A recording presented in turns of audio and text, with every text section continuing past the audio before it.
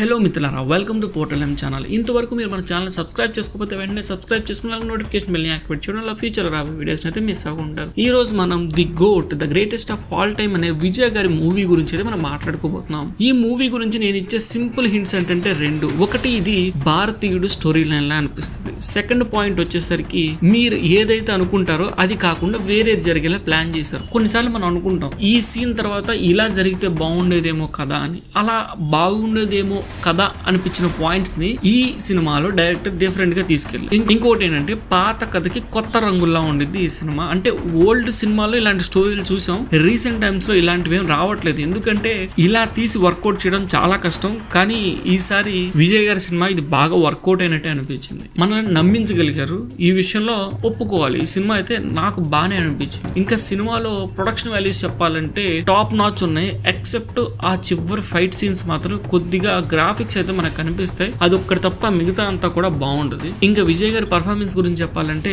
రెండు పాత్రల్లోనూ బాగా నటించారు. కొడుకు పాత్రలు అయితే బాగా ఎక్సలెంట్ గా నటించారు అనిపించింది. ఎందుకంటే మనకి చిన్న విజయ్ చూస్తుంటే కోపం వస్తూ ఉండదు అతను చేసే పనులకి. ఆ మూమెంట్ కూడా చిన్న విజయ్ చేసే పనులన్నీ కూడా డిఫరెంట్ గా ఉంటాయి. సో మనకు కోపం వస్తుంది కూడా. ఓవరాల్ గా సినిమా అయితే నాకు మంచి ఎక్స్పీరియన్స్ ఇచ్చింది. ఇంకా మ్యూజిక్ గురించి చెప్పాలంటే నాకు ఎక్కడ నోట్ అయ్యేంత గొప్ప మ్యూజిక్ లేదు. ఒకే ఒక్క బ్యాక్గ్రౌండ్ బాగుంటుంది, మిగతాదంతా కూడా ఏదో కొట్టుకుంటూ పోతారు. ఈవెన్ సాంగ్స్ కూడా నాకైతే ఏమీ అంత ఇంట్రెస్టింగ్ అనిపించలేదు. ఇక చిన్నవి చేసే స్టెప్లే వేరుగుంటాయి. ఇంకా విలన్ గురించి చెప్పాలి. విలన్ క్యారెక్టరైజేషన్ ఒక డిఫరెంట్ వేలో అయితే తీసుకొచ్చారు. అందుకు మెచ్చుకోవచ్చు మనం. ఇక్కడ విజయ్ వర్సెస్ విజయ్ అన్న కాన్సెప్ట్ ఏదైతే ఉందో దాన్ని తీసుకురావడం వెరైటీగా అనిపించింది. ఇంకా పెద్ద విజయ్ పర్ఫార్మెన్స్ నాకైతే బాగా నచ్చింది. చిన్న విజయ్ పర్ఫార్మెన్స్ ఏంటంటే మనకు కోపం తెప్పించే విధంగా ఉంటుంది. ఈ రకంగా చూస్తే విజయ్ గారి పర్ఫార్మెన్స్ డ్యూయల్ రోల్ లో కూడా బాగా చేసినట్టు అనిపించింది. మీరు ఈ సినిమా చూస్తుంటే మీకు ఎలా అనిపిస్తుంది కింద కామెంట్ సెక్షన్ లో తెలియజేయండి. అలాగే మరిన్ని వీడియోస్ కోసం తప్పకుండా మన ఛానల్ అయితే సబ్స్క్రైబ్ చేసుకోండి.